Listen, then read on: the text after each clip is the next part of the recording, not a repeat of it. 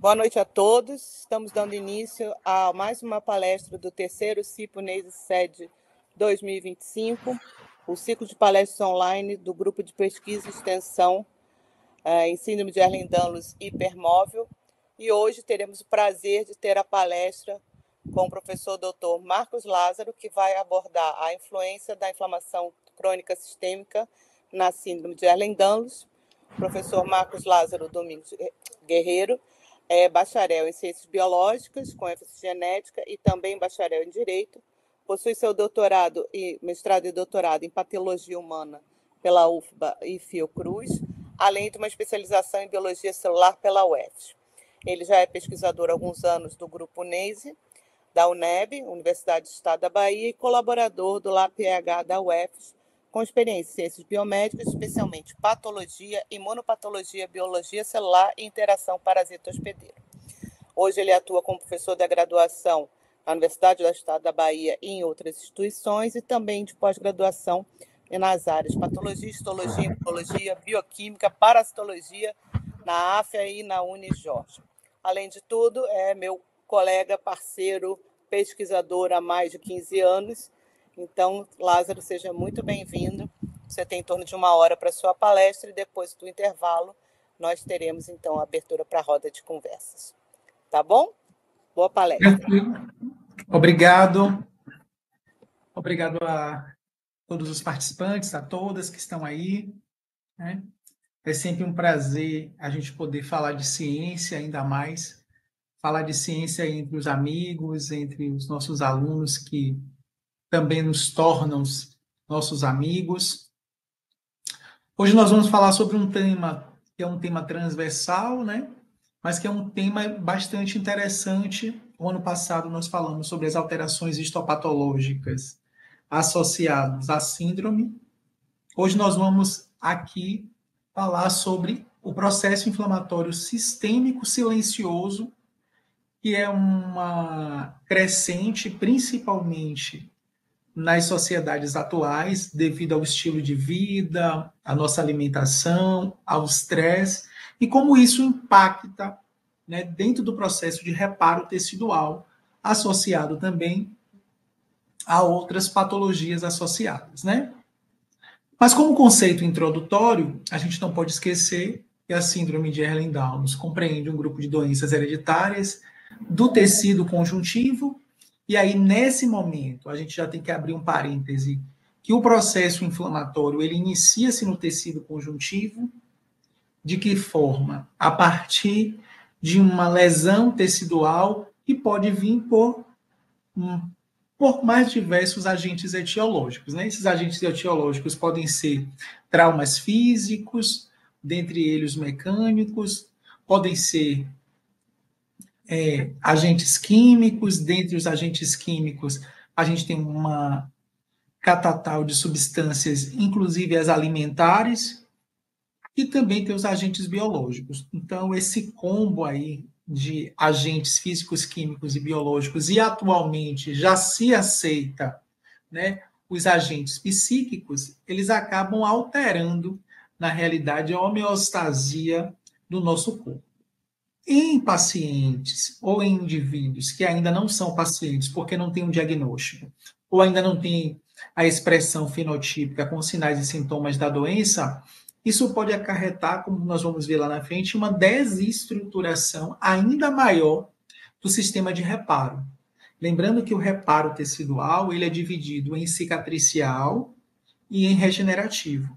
Só que o processo inflamatório sistêmico ele acaba fazendo com que esse reparo tecidual, que poderia ser regenerativo, evolua para um cicatricial, onde os indivíduos acabam perdendo tanto a morfologia tecidual como a morfofuncionalidade, ou seja, tanto a fisiologia do tecido ou do órgão acaba sendo perdido, como também a estrutura, tanto tecidual como anatômica.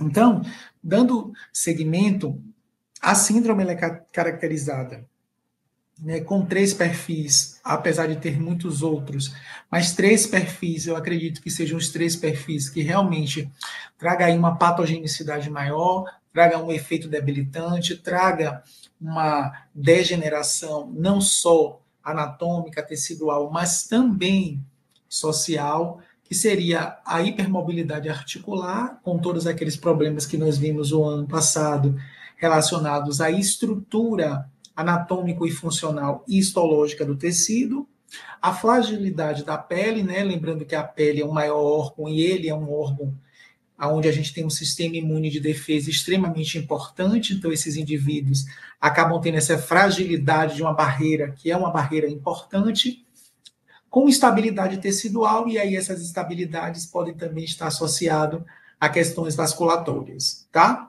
Essas alterações, elas, como é uma doença de perfil, né, multifatorial gênico, ela acaba tendo, né, mas isso aí é uma discussão, eu acho que ainda para o futuro, acometendo genes, né, que são genes que vão expressar as proteínas colagênicas, porque a gente tem aí uma vasta diversidade de colágeno, né? Tem essas isoenzimas colagênicas, esses isotipos colagênicos, mas, como eu sempre venho discutindo às vezes com os meus alunos, dentro do reparo tecidual, independente de estar na síndrome de Ehlers-Danlos ou em um processo cicatricial de cunho regenerativo, onde aquele órgão ou aquele tecido consiga retornar ao seu estado morfofuncional inicial, não é só o colágeno, né? O colágeno, com toda certeza, é uma proteína importante, porque ela é uma proteína de arcabouço, uma proteína estrutural, uma proteína fibrosa que dá tração, que dá sustentação. Mas nós temos dentro daquele microambiente conjuntivo, né, que é a matriz, uma série de outras proteínas e uma série de outras glicoproteínas que são importantes para o rearranjo, né? Hoje, por exemplo, o que mais se estuda na patologia do câncer é o microambiente tumoral. Por quê? Porque já se entendeu que dentro daquela diversidade, dentro daquela evolução e seleção darwiniana que os tumores passam, eles primeiros modificam o quê? O ambiente da matriz extracelular, que eles chamam de microambiente, né? Induzindo ali uma mudança no perfil de proteínas, uma mudança no perfil angiogênico. E com a síndrome de Ehlers-Danlos, eu acredito que não seja diferente. Por quê? A pedra fundamental é, com toda certeza, essa degeneração colagênica, mas com toda certeza a gente tem ali associado a essa degeneração colagênica uma série de outras proteínas de arcabouço, como elastina, fibronectina, ácido hialurônico, que acaba ficando prejudicado e acaba fazendo com que essa matriz fique mais vulnerável. E essa matriz mais vulnerável, ela acaba sendo alvo de maiores lesões. E aí a gente não pode esquecer que a lesão, ela está diretamente associada ao quê? À inflamação. Então, assim, os processos inflamatórios, eles são recorrentes nesses pacientes devido a essas microlesões ou essas lesões contínuas, porque você não tem um arcabouço. O que seria esse arcabouço? Essa estrutura tecidual que é importante para a manutenção dessas estruturas anatômicas.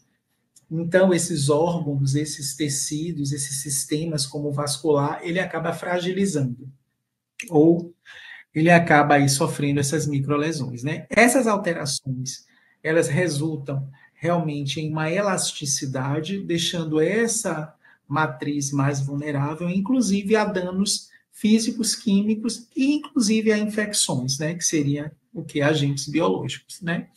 Aqui é uma tabela, tá? Essa tabela eu apresentei lá no ano passado, nós discutimos um pouquinho, porque e a gente tem aí os perfis, né? O perfil clássico, o perfil vasculatório e o perfil de hipermobilidade, e são perfis extremamente dissociados, né?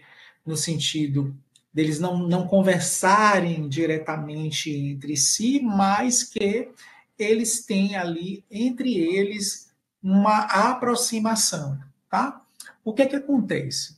Quando a gente pensa nas principais características e quando a gente pensa nessas alterações fisiopatológicas, a gente percebe, né, que essas alterações vasculatórias da síndrome, ela automaticamente fragiliza a pele, como vocês estão vendo aí. Automaticamente, ela traz deformidades com relação à estrutura ósseo-muscular. Porque, veja, como o nosso corpo ele tem no sistema vasculatório o sistema que vai, né, fazer o aporte não só de oxigênio, mas também de nutrientes e de excretas, se eu tenho lesões vasculatórias seguidas ou seriadas, né, como a gente vai ver lá na frente, em um dos casos de inflamação sistêmica, o que é que acontece? Você deixa esse órgão muito mais fragilizado, aquele tecido muito mais fragilizado para o sistema de reparo tecidual. Então você acaba tendo rupturas, né? Não só rupturas vasculares, como rupturas de fibras musculares, né? Osteonecroses e desestruturação do próprio colágeno. Porque quando a gente pensa numa síntese proteica, muitos indivíduos pensam, né? E não estão pensando porque eles não têm essa concepção, mas é porque ainda precisa se haver muitas discussões que o colágeno ele não é sintetizado na matriz extracelular, ele é sintetizado no fibroblasto. Então ele é sintetizado dentro de uma célula e ele é depois, né, lançado nessa matriz por vesículas que vão ali formar todo o arcabouço. Então veja, a síntese proteica ela requer muita energia. Tá? Então, um dos mecanismos que mais gasta energia no nosso corpo é a síntese proteica. Então, quando a gente pensa na síntese proteica conjuntiva, na síntese proteica muscular, na síntese proteica neuronal, então o nosso corpo ele gasta muita energia. E para ele ter essa energia, ele precisa de um sistema vascular associado a um processo nutricional, associado a um sistema, né, de oxigenação bacana. Então, se eu penso em lesões recorrentes, se eu penso em microlesões, se eu penso em microhemorragias, eu tenho perturbações dentro do sistema de reparo, o que pode vir a ocasionar, nesse caso aí, processos inflamatórios, né, subclínicos, processos inflamatórios que não são aquela inflamação aguda com aquela robustez, mas que vai levar a uma disfunção daquele órgão, porque em contrapartida ao processo inflamatório agudo, que pode trazer como sintomatologia e como desfecho a perda de função, né? A inflamação crônica sempre traz perda funcional. A inflamação aguda pode ou não trazer. Isso vai depender de uma série de fatores, como extensão da lesão, né, tempo de permanência do agente agressor ou a capacidade daquele tecido em se regenerar. Mas quando a gente pensa em inflamação de baixo grau, subclínica, persistente, então a gente tem ali a perda funcional. Então, isso é uma condição que eu venho observando nestes pacientes, né? É claro que para a gente aqui um desafio, porque nós não fazemos atendimento clínico, então tudo que a gente sugere, tudo que a gente consegue apontar é produto de um estudo, né, bibliográfico, de leitura e da experiência que a gente tem laboratorial ali, mas eu tenho hoje praticamente que, com certeza, que o estado inflamatório que os pacientes desenvolvem é um elemento decisivo para o agravamento da doença. Por quê? Já não é da agora, né?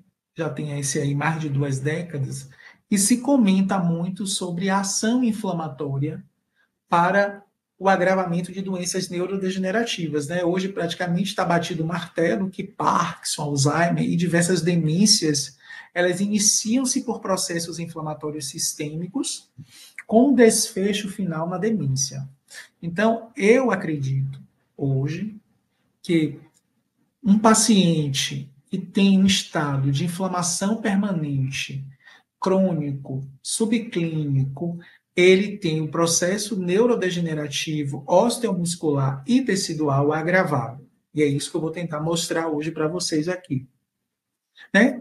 Seguindo ainda dentro dos conceitos introdutórios, né? Essa síndrome é uma síndrome que, desde 2017, que já se identificaram 13 tipos, né, com envolvimento aí de 19 genes.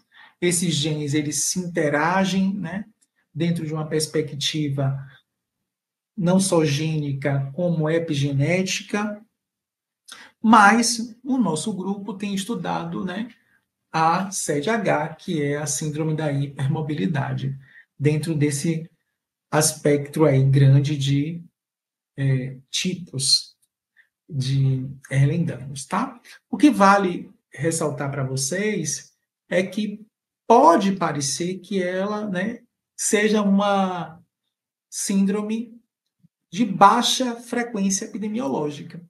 Só que o que vocês mais discutem, né? Hoje mesmo, agora, quando o Rafa estava colocando aí o vídeo, né, sobre a questão do diagnóstico na França, o que a gente mais hoje percebe é que muitos indivíduos eles têm a síndrome, mas ele não é diagnosticado. Como ele não é diagnosticado, então, epidemiologicamente falando, parece não ser uma síndrome tão frequente. Mas quando a gente analisa os dados, a gente já tem aí cerca de 255 milhões de indivíduos aí portando a síndrome. Então já não é mais algo assim tão insignificante. Já é algo assim robusto, e isso sem termos essa frequência de diagnóstico, como já se tem, né, para outras doenças que são mais fáceis de ser diagnosticadas. Então, acredita-se que essa frequência e esse dado epidemiológico ele cresça no futuro, né, com o aprimoramento e com a melhora que a gente deve ter aí com relação ao diagnóstico. Aqui é a epidemiologia, então tem sido crescente, né? Vocês podem olhar aí, o gráfico mostra uma prevalência estimada dessa síndrome. Então, acredita-se que com a melhora, né, e com a popularização e também com uma melhor capacitação desses profissionais, essa síndrome ela vem aí, né, sendo diagnosticada, ou pelo menos ela tem sido, né, citada, né, através do quê? De um conjunto de sinais e sintomas. Agora, claro que dentre os perfis, né, dentre os tipos, a hipermóvel é, com toda certeza, como vocês estão vendo aí, a mais prevalente.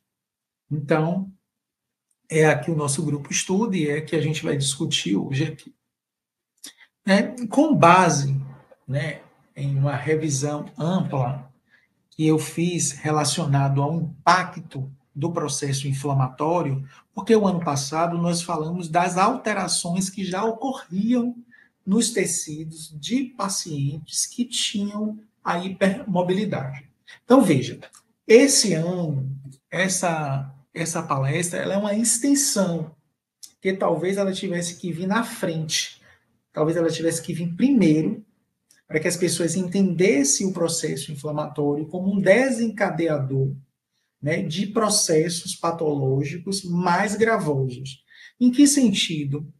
No ano passado, a gente fizemos, né, dentro daqueles nichos patológicos, as associações, né, as associações orais, as associações vasculares, as associações osteomusculares, as musculares, as teciduais, incluindo a derme. Hoje nós já vamos falar como esse processo inflamatório sistêmico ele influencia no agravamento. Então, eu acredito que quem assistiu a palestra do ano passado com essa palestra de hoje, fique mais claro, né, que o processo inflamatório ele é um fator desencadeador importante, principalmente para o agravamento tanto dos sinais como dos sintomas, né? Então, o que é que a literatura traz? Embora a CDH seja uma doença de base tecidual, né, a inflamação crônica sistêmica tem emergido como um importante fator modulador, principalmente para sua expressão clínica. Em que sentido? Veja bem, se eu tenho uma síndrome que tem por exemplo, um impacto tecidual muito grande, o que acontece? Eu preciso ter dentro desse nicho de impacto tecidual um agente causal. E quem seria esse agente causal? Logo de cara, as microlesões.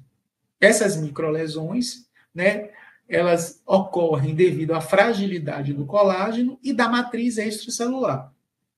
Por quê? Nós sabemos que a matriz extracelular tem no colágeno um importante precursor e um importante instrumento para a sustentação. Hoje mesmo estava debatendo com os meus alunos que eles não estavam conseguindo entender, né, dentro de um processo de resistência à insulina e assim também como processo de hipertrofia, como é que estava acontecendo o processo nutricional do músculo. Se ele, minha gente, os músculos, eles têm membranas conjuntivas, assim como todos os órgãos e tecidos têm as membranas conjuntivas, que são vascularizadas para dar esse suporte. Então, veja, o vaso, ele não vai adentrar ao miócito. Ele não perfura o miócito. Ele simplesmente passa pela membrana conjuntiva do miócito, que ali a gente pode ter o endomísio, o perimísio, o epimísio, que são membranas conjuntivas que têm como base a estrutura do colágeno, que são vascularizadas e que ali ela faz o quê? Ela transporta desse vaso sanguíneo através do sistema plasmático os nutrientes necessários. Que nutrientes necessários são esses para o músculo? Diversos tipos de aminoácidos, diversos tipos de vitamina, diversos tipos de sais minerais. O líquido plasmático, que é rico em água, porque o músculo precisa de água para fazer a contração muscular, mais glicose. Então, esse combo nutritivo acaba fazendo com que esse músculo, lá na frente nós vamos ver, consiga produzir citocinas anti-inflamatórias. Por quê? Nós já sabemos hoje que o músculo esquelético é o grande produtor de citocinas anti-inflamatórias que, na realidade, nos faz ter longevidade. O que seria isso? O que seria essa longevidade? Seria dizer para a gente que quanto maior for o seu sistema hipertrófico esquelético, menor seria o grau de inflamação.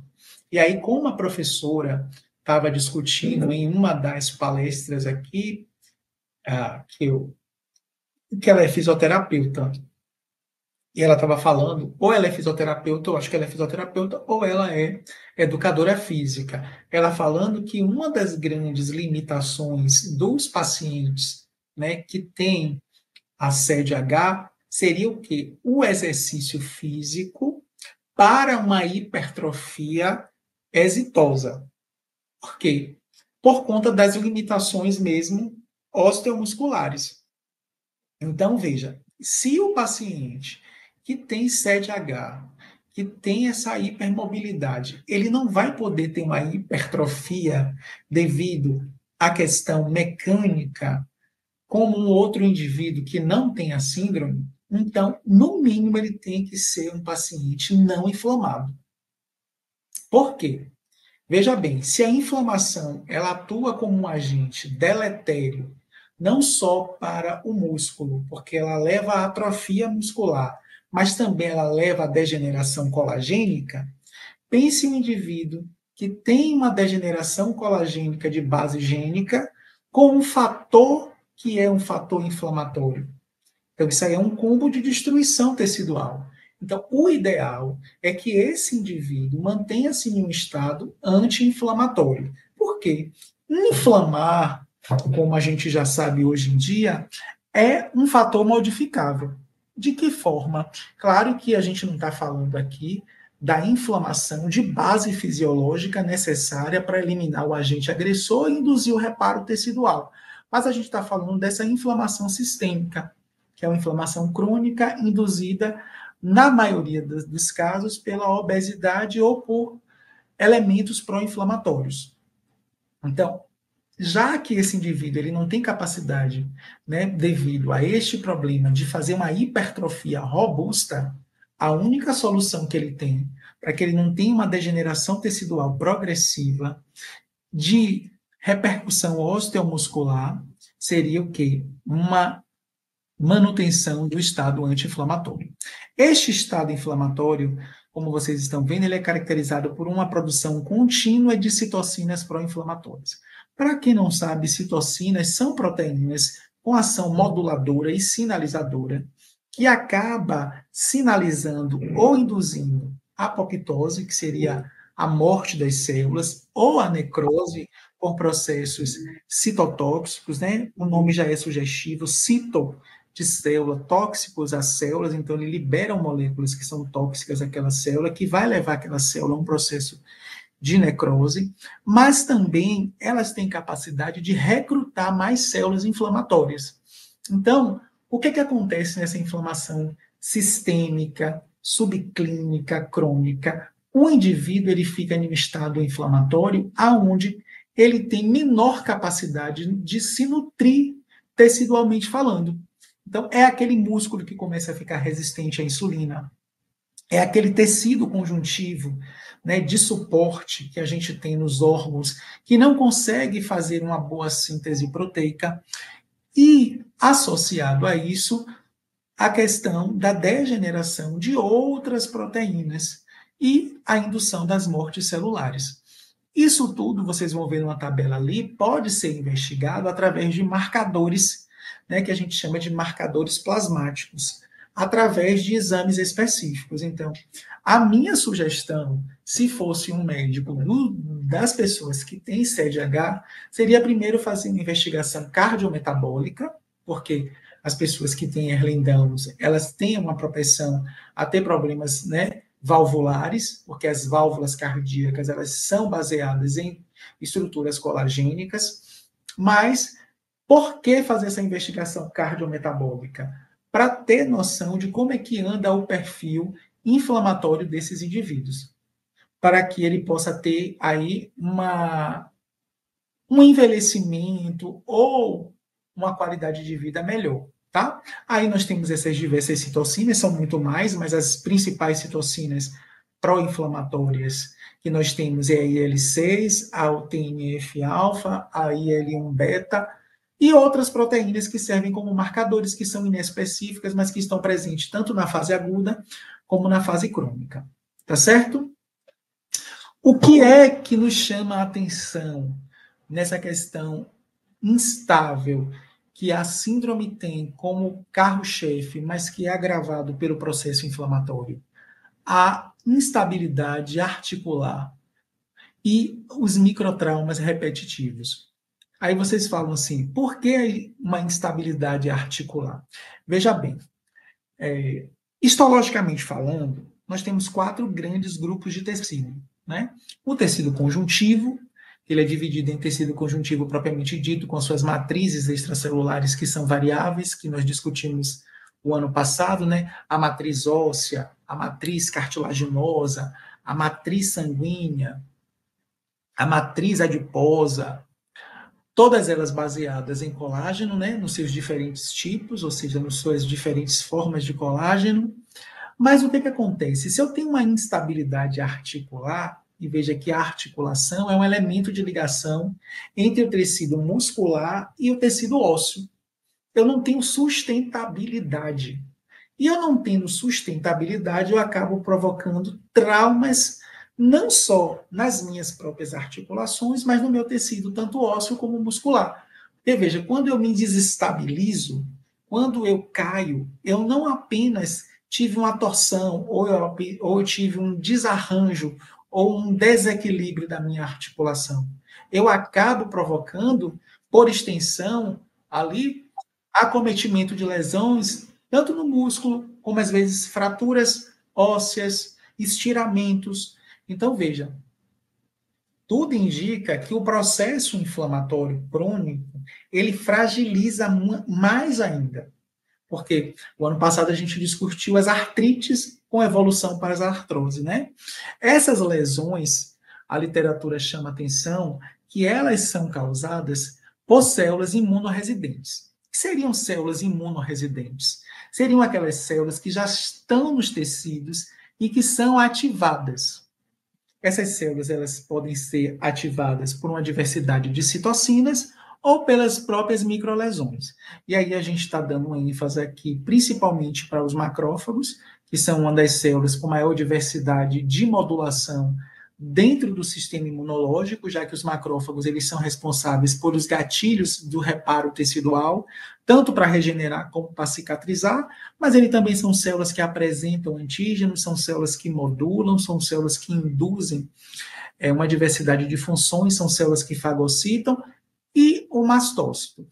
O mastócito ele é uma célula residente, ele é uma célula sentinela, né, que tem uma diversidade de funções inflamatórias, ele não tem tanta função de defesa, ele é uma célula muito mais de estrutura imunológica, de suporte imunológico, associado, né, às hipersensibilidades do tipo 1, como eram chamadas antigamente. Hoje, as hipersensibilidades elas sofreram uma alteração, né, na nomenclatura.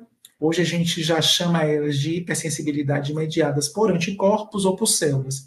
No caso dos mastócitos, eles estão envolvidos nas hipersensibilidades mediadas por anticorpos, onde a gente tem ali o IgE como sendo um anticorpo que sensibiliza esses mastócitos. Esses mastócitos, uma vez sensibilizados, eles vão promover respostas inflamatórias locais ou sistêmicas.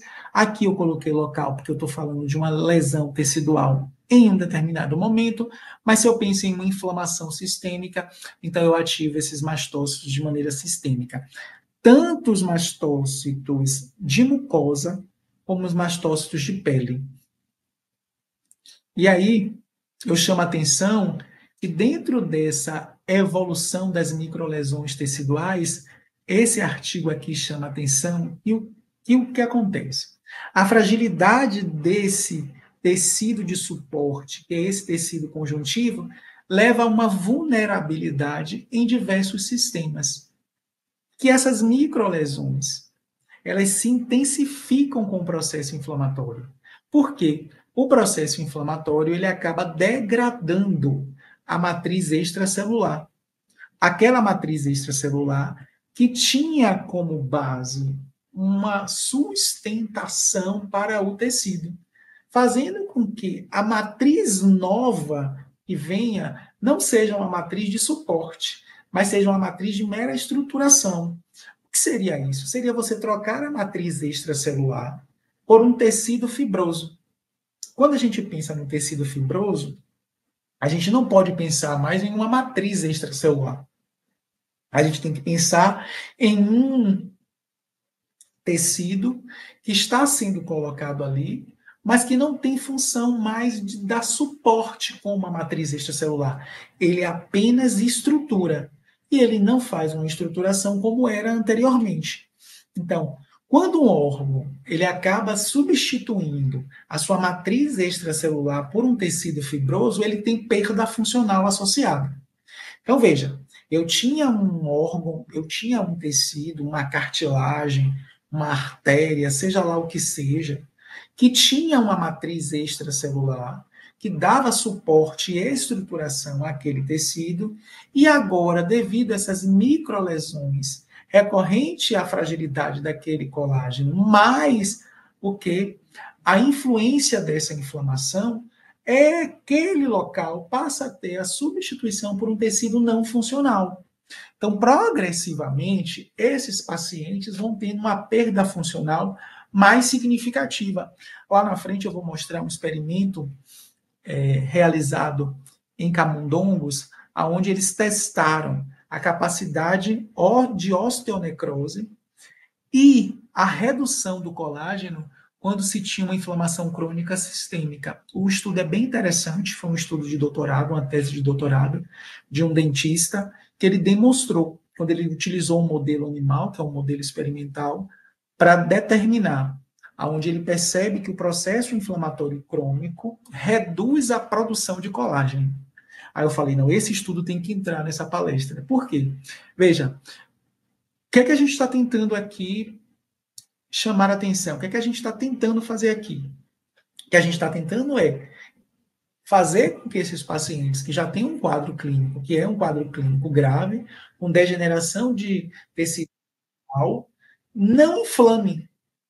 Ou seja, que ele entre em um estado anti-inflamatório para que ele venha a ter uma melhor qualidade de vida e que ele possa, né, postergar essa degeneração tecidual, que é uma degeneração tecidual significante. Então, veja, a capacidade que o processo inflamatório tem em desestruturar, como vocês estão vendo aí, esses arcabouços. Por quê? Quando a gente pensa em cicatrizações que não são feitas de maneira exitosa, elas não foram feitas de maneira exitosa, por quê? Porque o colágeno não conseguiu estar no local certo, ou o colágeno não tinha arcabouço suficiente para agregar nesse microambiente, que é a matriz extracelular, outras proteínas de ancoragem que vão dar suporte. Aí imagine um processo inflamatório subcrônico destruindo, como acontece ali com o TNF-alfa, com as metaloproteinases, com os radicais livres gerados. Esse estudo é um estudo bem interessante, é um estudo de 2024, né, que mostra aí uma das coisas que a professora Astria mais gosta e defende, que é a síndrome da ativação mastocitária como sendo um elemento que dá start, que faz com que o indivíduo permaneça constantemente inflamado. Ela não está errada, né, pelo que eu tenho lido, assim, porque os mastócitos, eles trabalham, né, com mediadores do ácido araquidônico, e esses mediadores do ácido araquidônico, ele vem de uma lipodisponibilidade de ácidos graxos. Então, quando a gente tem um aumento de ácidos graxos, que pode ser adquirido hoje por uma dieta ultraprocessada, a gente poderia estar aí dando substrato ao quê? A esses mastócitos que já estavam ativados dentro de um processo de ativação de hipersensibilidade mediada por IgE, que é uma hipersensibilidade do tipo 1. Lembrar, né, para as pessoas que têm um certo conhecimento já, mas para quem não tem o conhecimento, que as hipersensibilidades, elas são mecanismos imunopatológicos geradores de doenças autoimunes e não autoimunes. Então, as hipersensibilidades são, na realidade, mecanismos que explicam o surgimento das doenças. Então, isso tem que ficar muito claro, porque às vezes a pessoa confunde, achando que hipersensibilidade é um tipo de doença. Não, é um mecanismo imunopatológico que vai ser gerador de uma série de patologias. Então, esse estudo ele deixa claro, né, que a síndrome da ativação mastocitária ela está associada a diversos tipos de alterações, desde alterações alérgicas, como alterações gastrointestinais, já que a gente tem aí perfis de mastócitos diferentes, né? Tanto mastócito de mucosa como mastócito de derme.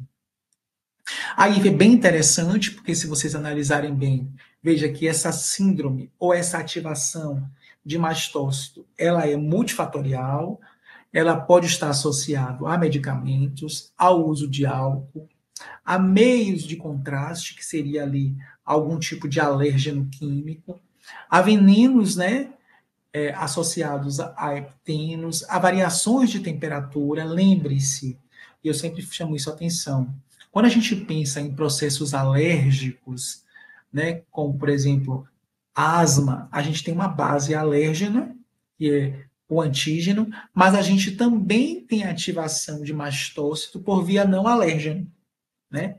Que aí pode ser por diferenças de temperatura, radiação solar, mas a gente tem aí como elementos desencadeantes, né, alimentos, porque lembrar que nós, ele é um antígeno tolerável, porque ele é, na realidade, um corpo estranho, né, falando de uma forma mais popular para que as pessoas entendam, a gente vai tendo indução de tolerância, que essa tolerância, na realidade, é uma tolerância induzida já ainda na fase fetal, né? Depois a gente tem ali o leite humano como sendo um leite que induz tolerância, por isso a importância da amamentação, porque ali você vai ter, né, proteínas, aminoácidos, vitaminas, né, ácidos graxos e uma série de outros nutrientes, carboidratos, que vai fazendo com que aquelas células da mucosa intestinal,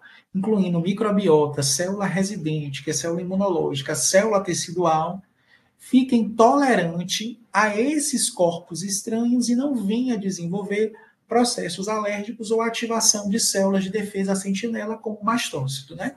Mas também a síndrome da ativação mastocitária, ela pode estar associada ao estresse, às emoções, às questões de ansiedade, ao exercício físico, a processos cirúrgicos, a componentes da vacina. Isso tem que ficar claro para vocês.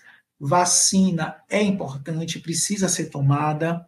Tá? Para a gente aqui não achar que a vacina que está ativando o mastócito, não é isso, mas tem componentes presentes na vacina que pode ser alérgeno ou pode ser moléculas que acabem ali desencadeando um processo de ativação, né? Junto como qualquer outro alérgeno ou como qualquer outro antígeno ou mesmo neoantígeno formado, não necessariamente é a vacina, mas a gente não pode furtar de dizer que sim, tá?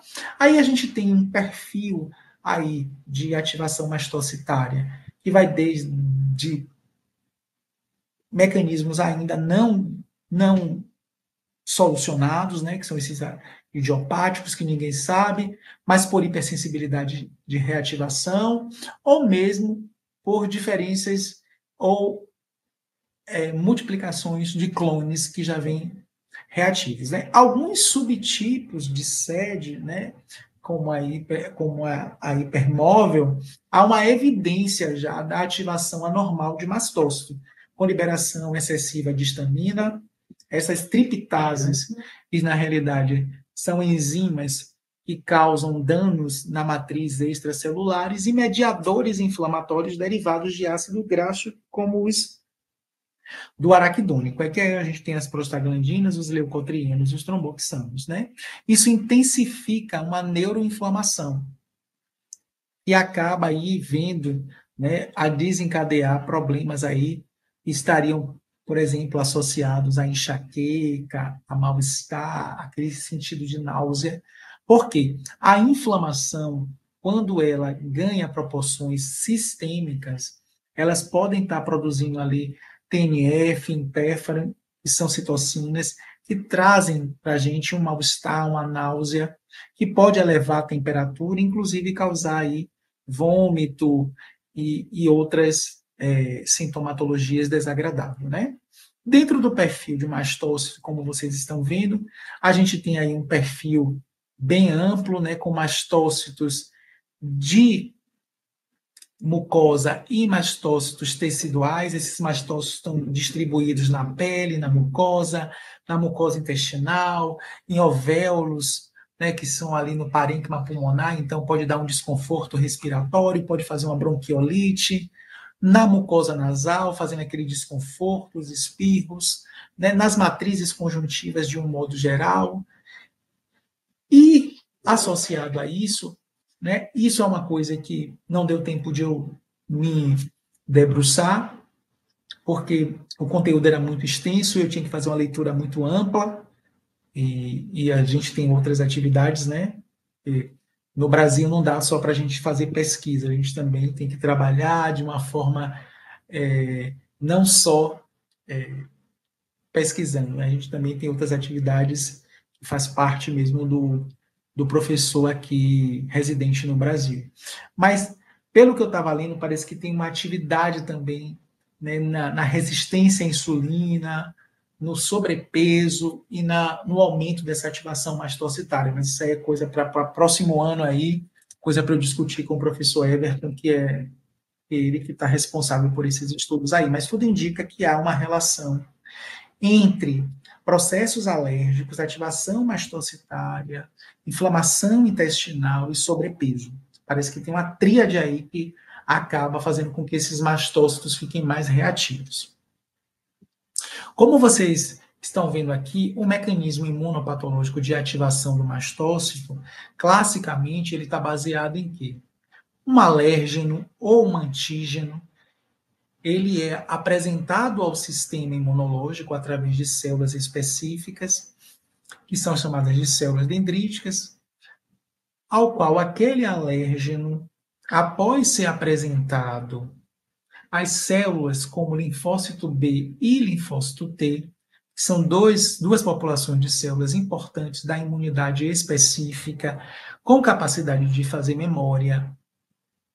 Após essa apresentação, essas células acabam assumindo um perfil TH2. O que seria isso na prática? Essas células agora vão ter capacidade de produzir anticorpos, que é os linfócitos B na sua forma, né, de plasmócito, e o linfócito TCD4, após ter essa apresentação desse alérgeno, ele vai induzir o que? Esse linfócito B a produzir IgE. Esse linfócito B, que agora está produzindo IgE, vai fazer com que aquele IgE, que é específico para aquele alérgeno, encontre quem? O mastócito. Então, o IgE, que é um anticorpo específico, porque ele foi induzido por uma resposta imune específica, ao encontrar o mastócito, ele se liga a receptores de superfície do mastócito, fazendo com que esse mastócito fique sensível. Por quê? Porque, bioquimicamente falando, né, as nossas células, elas respondem a sinais. Esses sinais podem ser sinais extracelulares ou sinais intracelulares, como vocês estão vendo aí.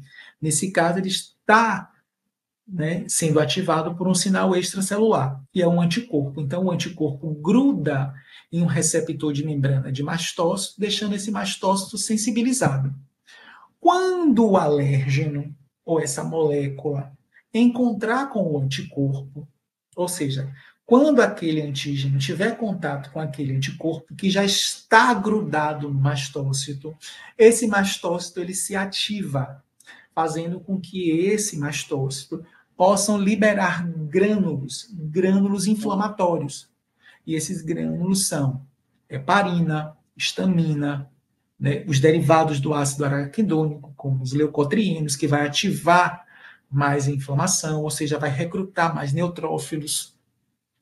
Posteriormente, esse mastócito, numa fase mais tardia, vai liberar outras citocinas recrutantes que vão chamar ali eosinófilo, vai chamar, por exemplo, basófilo, amplificando o processo inflamatório. E esse processo inflamatório ativado, ele amplifica o que? As lesões teciduais, vindo a provocar um desarranjo da própria matriz, com surgimento de edemas, com surgimento ali de processos inflamatórios, com infiltração de célula, que acaba degranulando radicais livres e degenerando mais ainda esse colágeno, fazendo com que aquele perfil, aquela estrutura tecidual fique mais fragilizada. Como vocês podem estar vendo aqui, essa imagem, né, ela resume o que eu falei. Após o contato com esse alérgeno, que é uma molécula que até então não tinha nenhum significado patológico para a gente, ou seja, não ativava nenhum processo, mas que por uma perda, né, de tolerância, ou seja, aquela molécula nos torna agora intolerante, ou seja, nos torna hipersensível, apresenta-se ao linfócito B, esse linfócito B, ele passa a produzir um IgE, esse IgE vai lá, sensibiliza o mastócito, esse mastócito sensibilizado, após o contato agora com esse alérgeno, ele começa a degranular mediadores inflamatórios. Como os anticorpos têm capacidade circulante, porque são solúveis, eles podem encontrar esses mastócitos aí em todos os locais, né? Tanto na pele como nas mucosas. Aqui, como vocês estão vendo, é aquilo que eu falei, dentro do processo de ativação mastocitária, você pode ter uma ativação imediata, com todas as sintomatologias de um processo alérgico, ou seja, com aquela resposta instantânea, mas você pode ter aí uma resposta mais tardia, a gente chama isso de reação de fase tardia, aonde aquelas manifestações podem estar acontecendo em torno de 4 até 24 horas após esse processo. Vale ressaltar E se a gente tem uma inflamação de baixo grau, e que essa inflamação de baixo grau ela pode estar associada a um determinado alérgeno, ou a um sobrepeso, ou uma atividade, né, de adipocinas, que é uma coisa que os indivíduos que, quando eles perdem a mobilidade ou quando eles deixam de fazer atividade física, é uma tendência a ter sobrepeso, evoluindo para a obesidade, ele vai ter uma ativação desses mastócitos praticamente 24 horas. Por quê? Se a gente pensar que o processo inflamatório associado ao alérgeno são gatilhos para esses mastócitos, então, o que é que vai acontecer?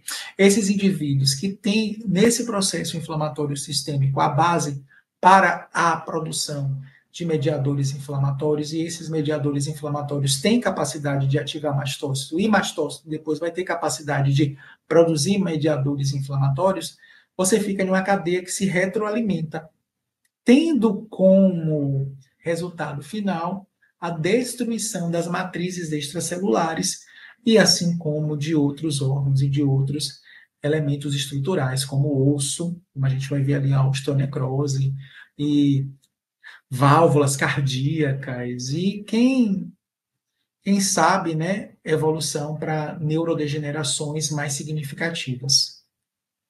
Aqui está uma tabela associada às patologias da síndrome da ativação mastocitária.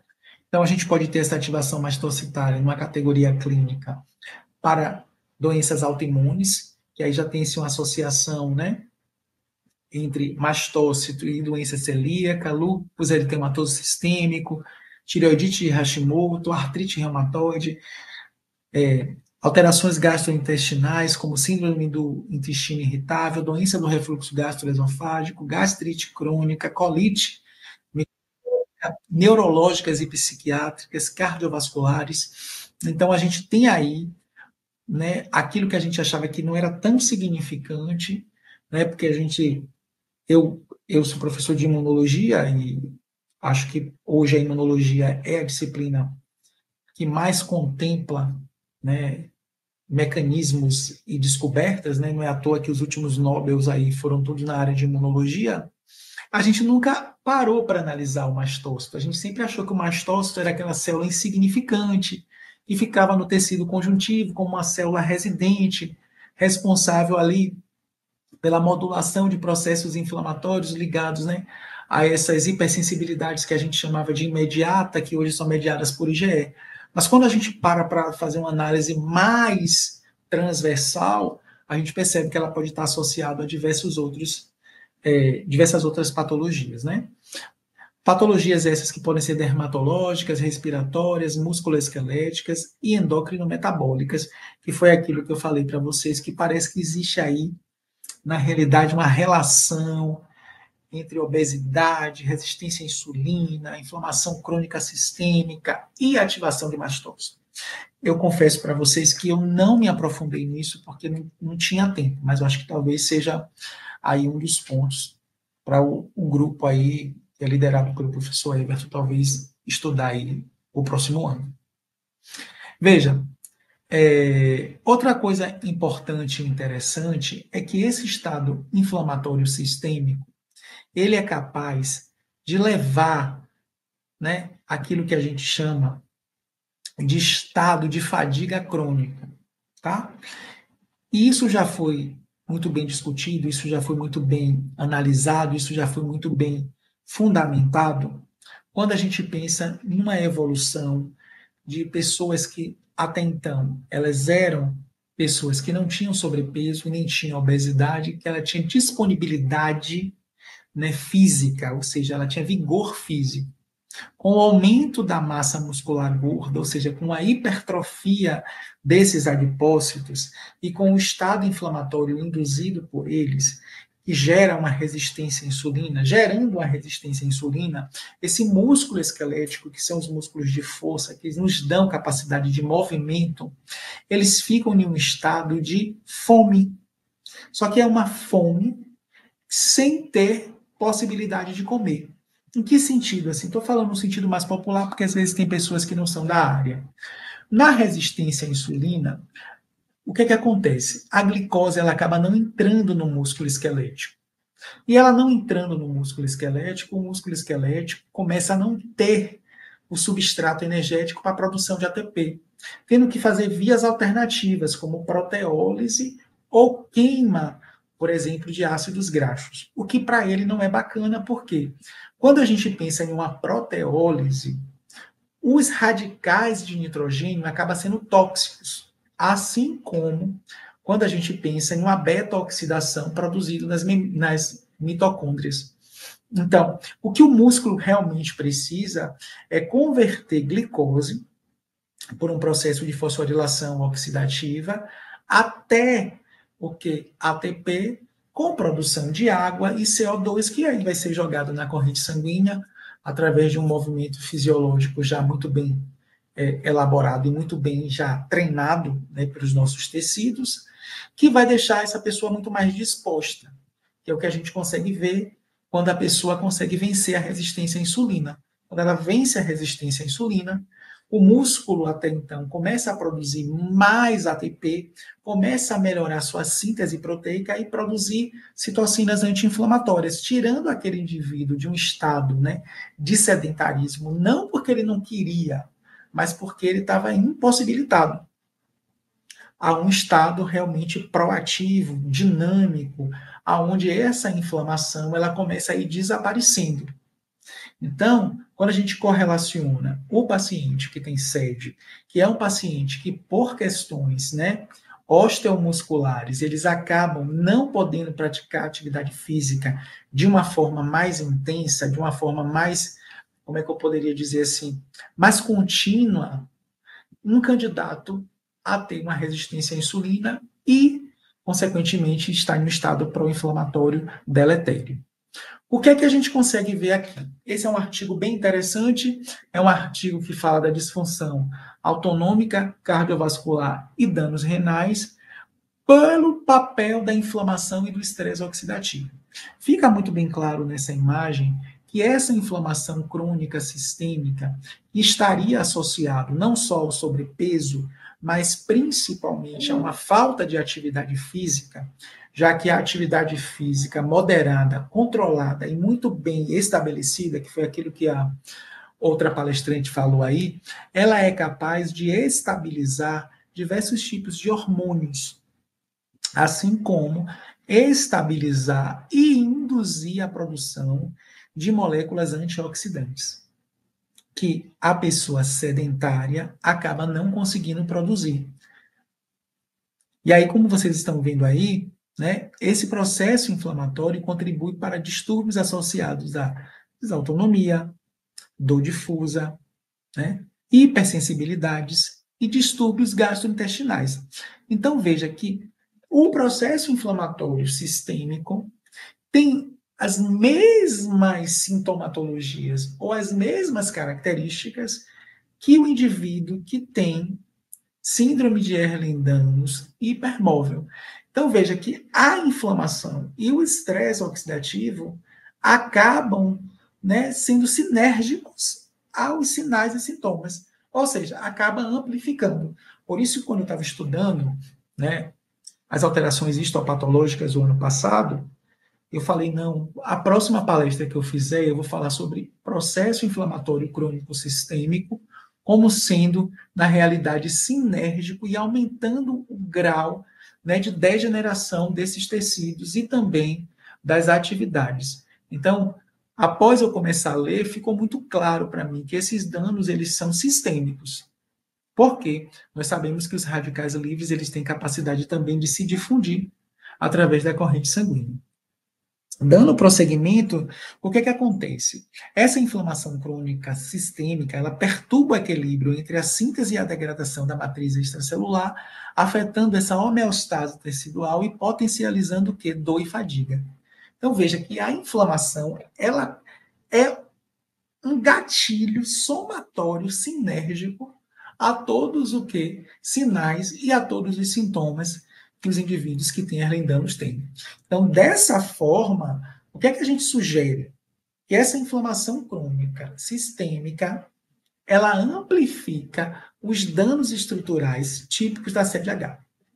E aí fica muito claro aqui que essa inflamação crônica sistêmica acaba desencadeando em alguns indivíduos, não em todos, mas em alguns. Por que não em todos? Porque a gente sabe que a obesidade, enquanto doença multifatorial, né, crônica, inflamatória, metabólica, e cada dia que passa, né, a gente encontra mais um desfecho nela, ela, por ser multifatorial, ela está associada a uma série de fatores que muitas vezes não pode não estar só associado, por exemplo, ao sedentarismo. Porque tem pessoas que são sedentárias e não são obesas. Isso não quer dizer que elas não corram com processos cardiovasculares, que uma coisa é uma coisa, outra coisa é outra coisa. A pessoa pode ser magra, pode estar até abaixo do peso e pode ter doença cardiovascular, pode ter hipertensão arterial, pode ter placa de ateroma, porque são coisas diferentes. Mas o que eu quero dizer aqui na palestra e alertar é que quando a gente se torna sedentário, que é o que acontece com a maioria das pessoas que têm a síndrome de Ehlers-Danlos, devido a essa não possibilidade de fazer exercícios ou a microlesões ou ao estado mesmo, né, degenerativo tecidual colagênico, é que esse sobrepeso ou essa inflamação induzida por alimentos pró-inflamatórios, por hábitos de vida, vai levar a um estado de amplificação, né, do que? Da degeneração das estruturas teciduais e colagênicas, tendo, né, a obesidade, claro, como um fator aí mais prevalente, né? Conceitualmente falando, né, a obesidade ela é caracterizada por um excesso de tecido adiposo. Isso quando a gente pensa em marca tecidual. Quando a gente pensa em marca bioquímica, aí a gente vai ter que discutir uma coisa muito mais ampla, porque aí, bioquimicamente falando, a obesidade ela mexe com o metabolismo de carboidrato, ela mexe com o metabolismo de proteína, ela mexe com o metabolismo de lipídio. Bioquimicamente falando, ela, né, modula de maneira desregulada uma série de adipocinas, que são proteínas aí de ação pró-inflamatória. Imunologicamente falando, ela regula, né, e modula a modificação de macrófagos. Então, no caso da obesidade, a gente tem uma predominância de macrófagos M1, que são macrófagos pró-inflamatórios, enquanto que quando você está no seu peso ideal, você tem ali uma gama de macrófagos anti-inflamatórios, que são os macrófagos do tipo M2, que mantém a homeostasia das matrizes extracelulares, não levando a processos inflamatórios. Então, veja, quando a gente pensa em obesidade, sobrepeso, resistência à insulina e inflamação de baixo grau, a gente já pensa em uma coisa muito mais sistêmica, muito mais ampla, com desfechos, como vocês estão vendo nessa imagem aí, em órgãos-alvos, levando a disfunções, como disfunções cardíacas, pancreáticas, né, como pancreatites, insulites, glomerulonefrites, esteatohepatite, que não foi o caso de hoje eu não botei as esteatohepatites aqui, mas a gente já sabe que a resistência à insulina leva a um quadro de esteatohepatite.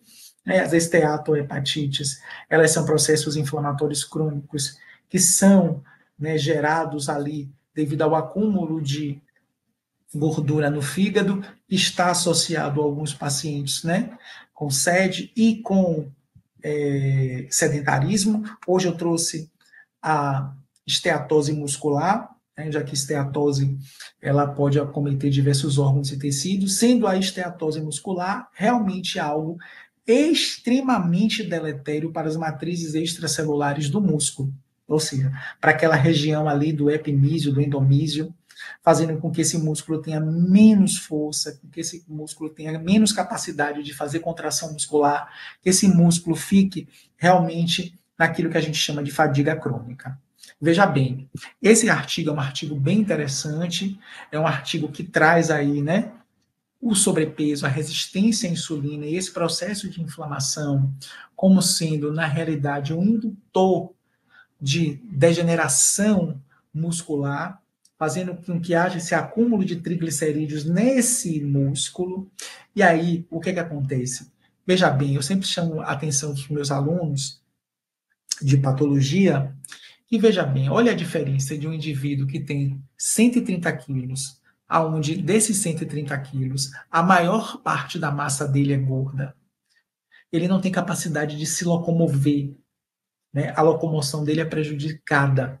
Quando a gente pega uma pessoa que tem 130 quilos de músculo, botando os dois na balança, os dois têm o mesmo tamanho, os dois têm a mesma idade, um corre, um salta, um tem disposição, o outro não tem capacidade de fazer nada de caso aleatório, tá?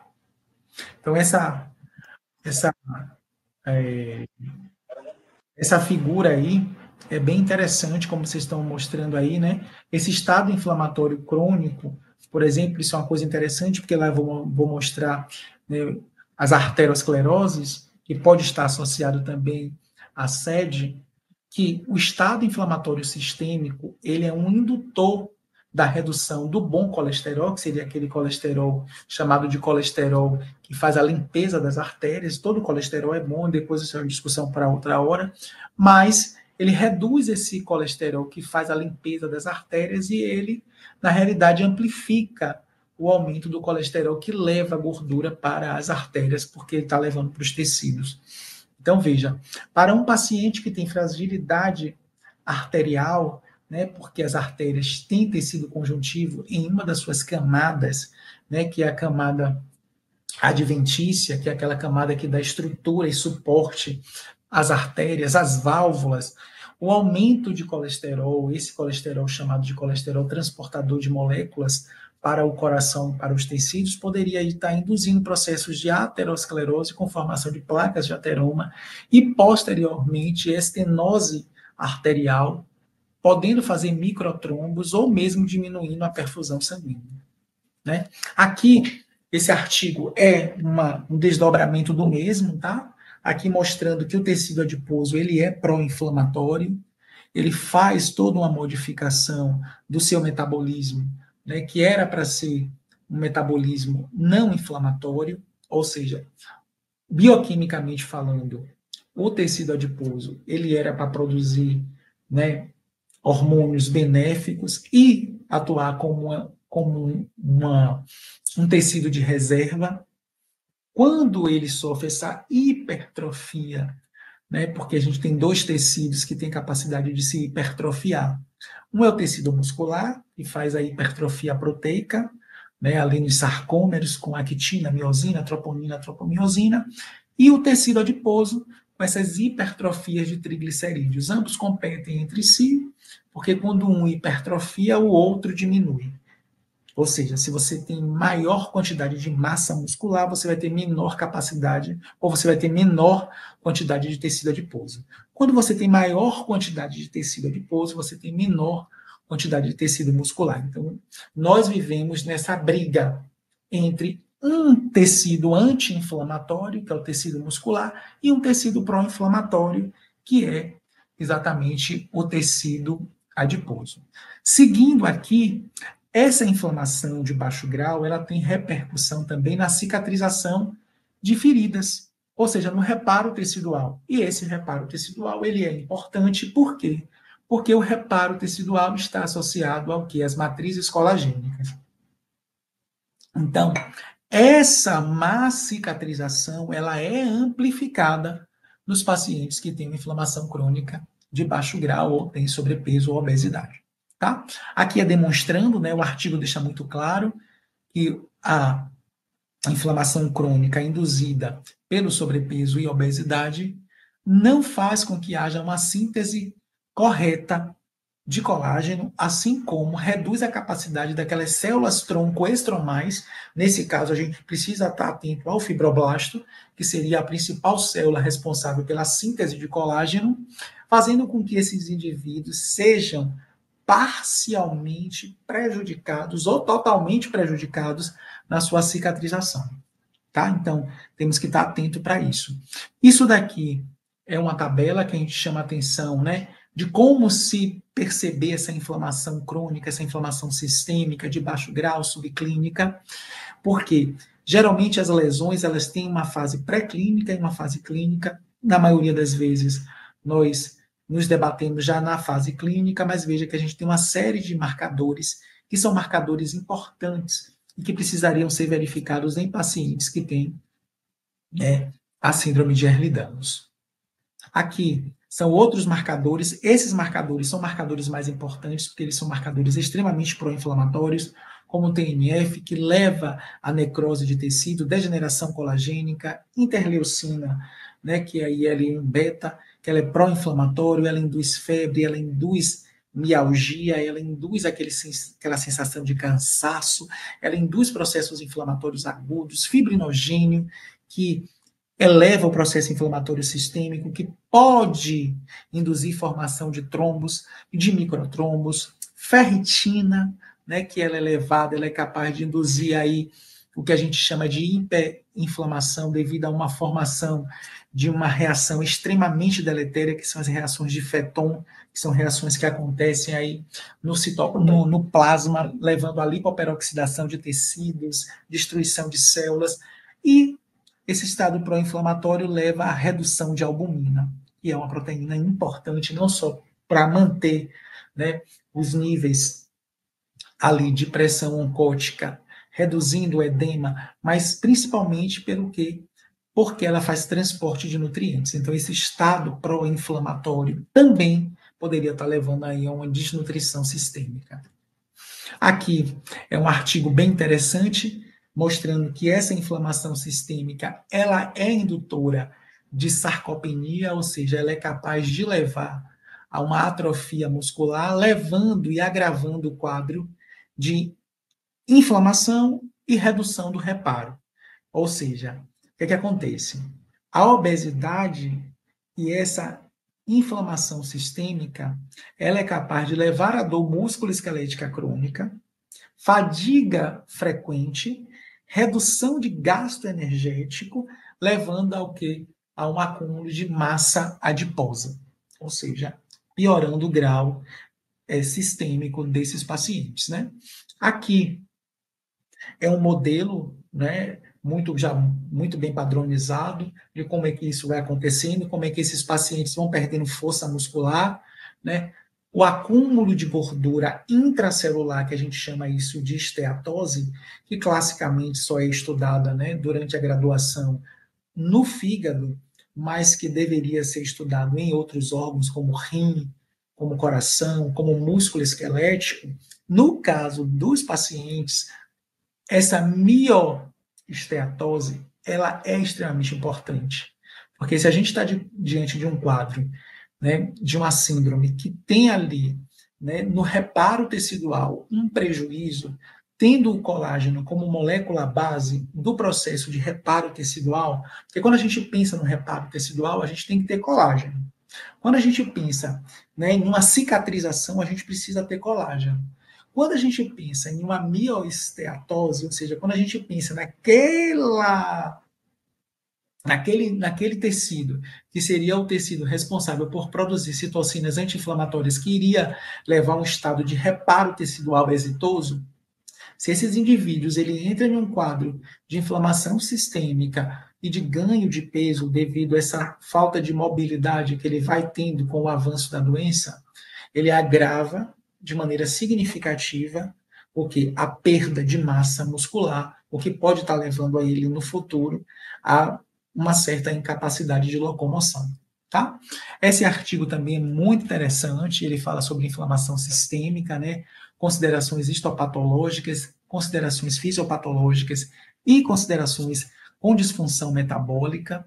E esse artigo ele é bem interessante porque ele inclui aí não só aquilo que a gente já sabe que deve evitar, mas principalmente aquilo que a gente precisa ter como noção que é patológico, como são essas dietas ricas em frutose, né, em xarope de frutose, o transporte desregulado de ácidos graxos, né, a disfunção do sono, né, e uma série de outros elementos que a gente poderia marcar um outro encontro aqui para discutir.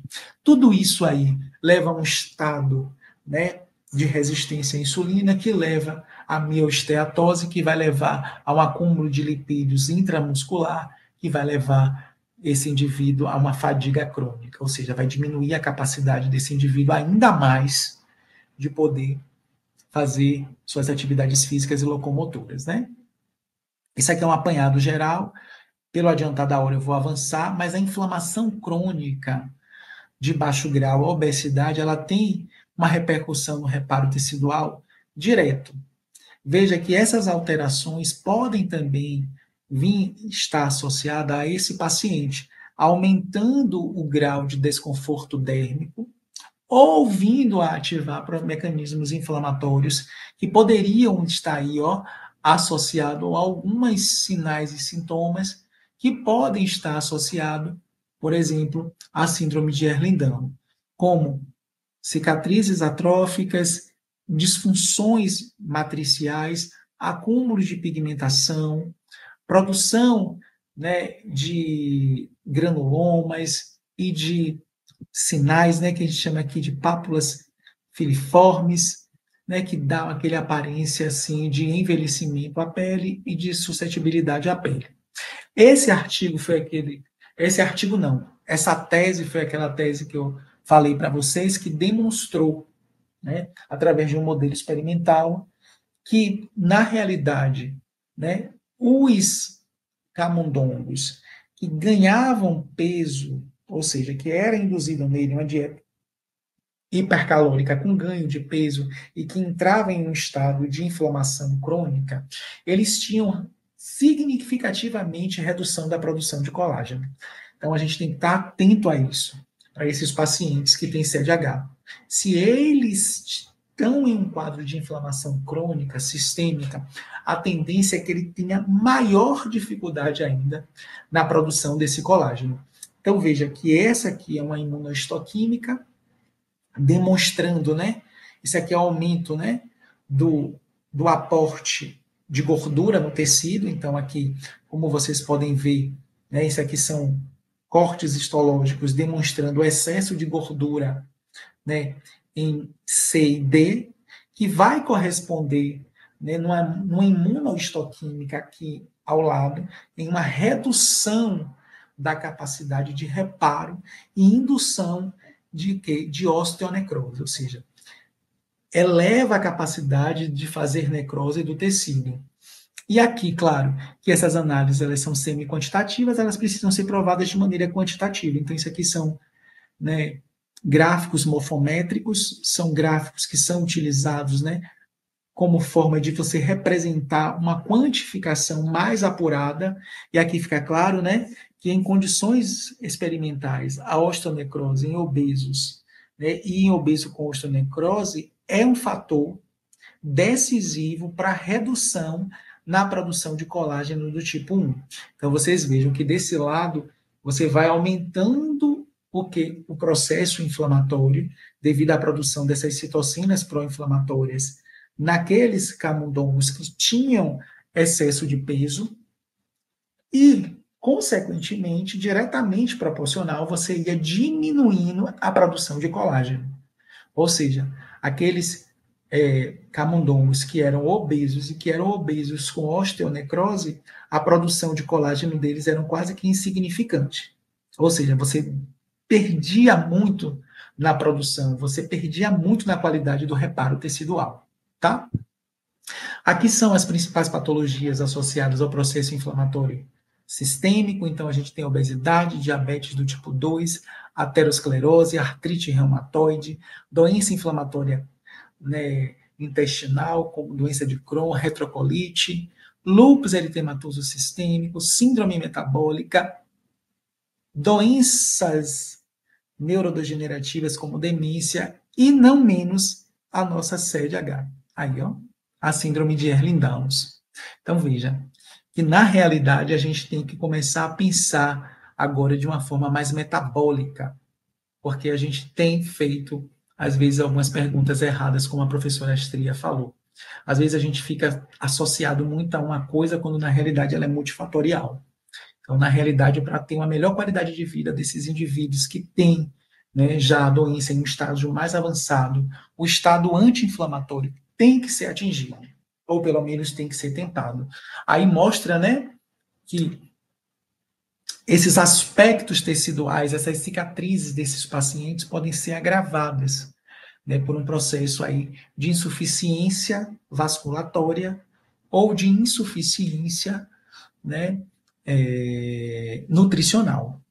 já que a gente precisa de aporte nutricional, né? Ou seja, fatores que influenciam no reparo são diversos, mas boa oxigenação, boa perfusão sanguínea e bom estado nutricional são decisivos, assim, para mim são os três mais importantes, né? Aqui é mostrando como essa inflamação de baixo grau ela é capaz de provocar alterações na matriz extracelular do aparelho gastrointestinal, induzindo aquelas doenças inflamatórias do intestino. Lembre-se que o intestino hoje ele é considerado realmente um órgão imunológico extremamente importante e regulador da homeostase, já que boa parte, né, das moléculas ditas moléculas saudáveis e moléculas que nos trazem felicidade são produzidas, né, no nosso sistema gastrointestinal.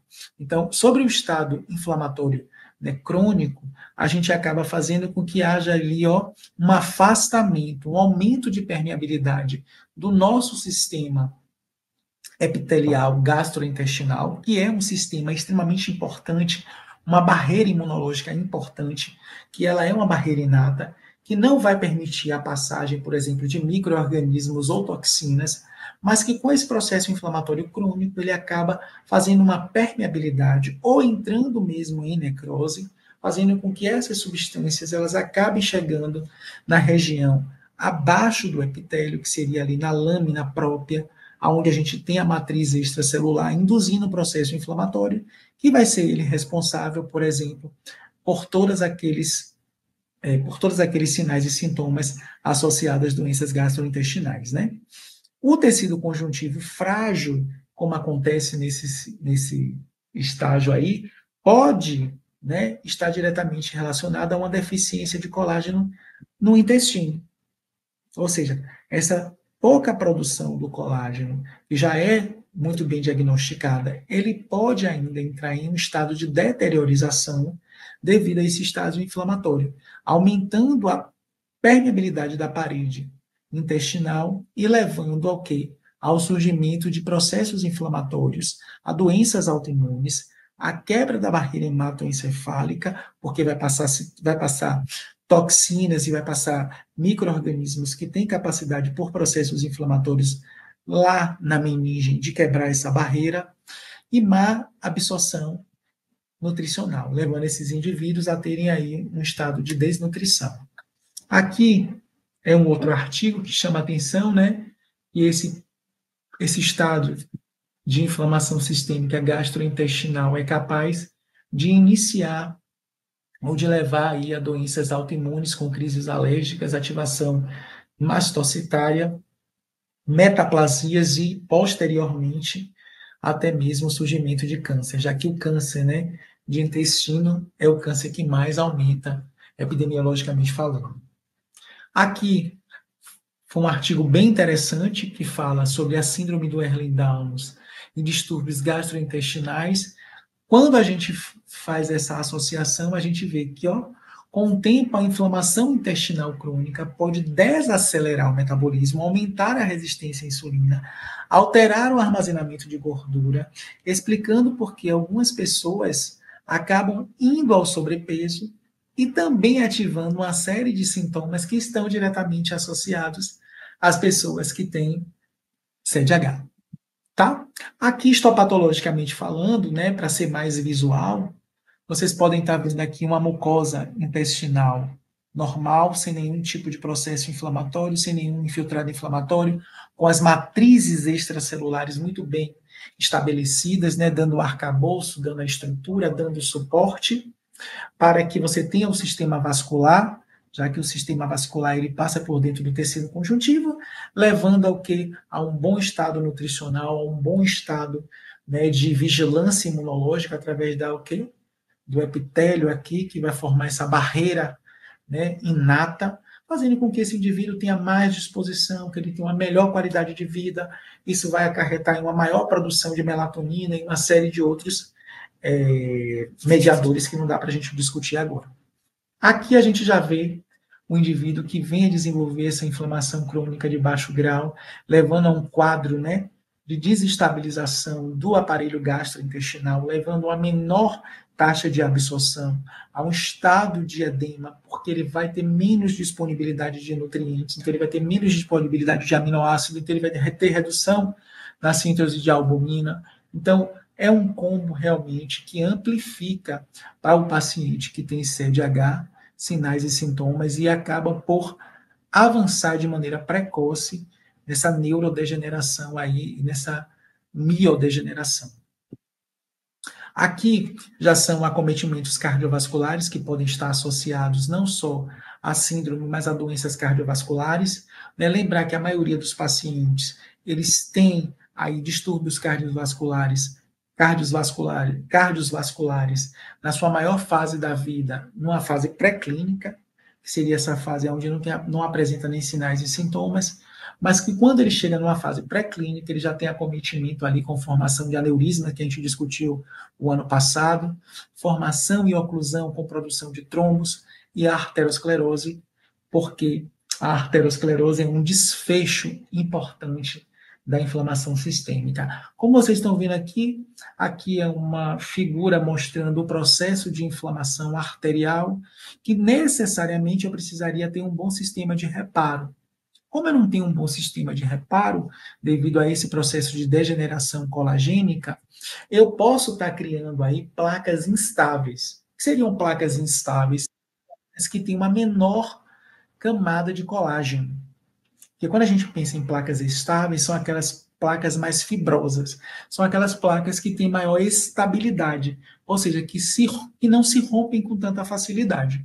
Quando a gente pensa em placas instáveis, são aquelas placas que podem se romper com maior facilidade, provocando, por exemplo, microtrombos, provocando embolias e tendo como desfecho aí infartos, que é o que eu mostro aqui nessa análise histopatológica.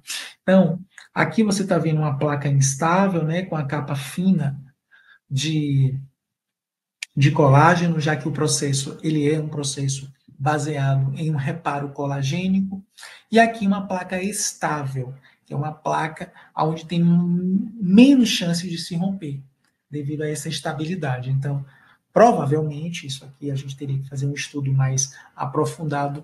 Os indivíduos que evoluem para um quadro de doença cardiovascular associado a CDH pode ter aí como desfechos, né, rompimento dessas placas de ateroma, formação de infarto ou problemas cardiovasculares graves. Aqui é mostrando complicações, né, dessa vulnerabilidade dessas placas. Essas placas, ao se romper, elas tendem a formar trombos que podem ser ou extracardíacos ou intracardíacos, tendo como desfecho infartos ou embolias. Como considerações finais, a gente tem que precisamos de estratégias que venham reduzir a inflamação sistêmica, como fisioterapias controladas, que foi aquilo que a professora chamou, intervenções nutricionais anti-inflamatórias, controle do estresse oxidativo e modulação mastocitária. Acreditamos que todas essas vertentes podem melhorar a qualidade de vida e diminuir o quê? A progressão desses sintomas e dessas degenerações que os pacientes acabam ocorrendo. Aqui são nossas referências, e aí, posteriormente, nós vamos entrar aí para as nossas discussões. Tá? Obrigado a todos e a todas.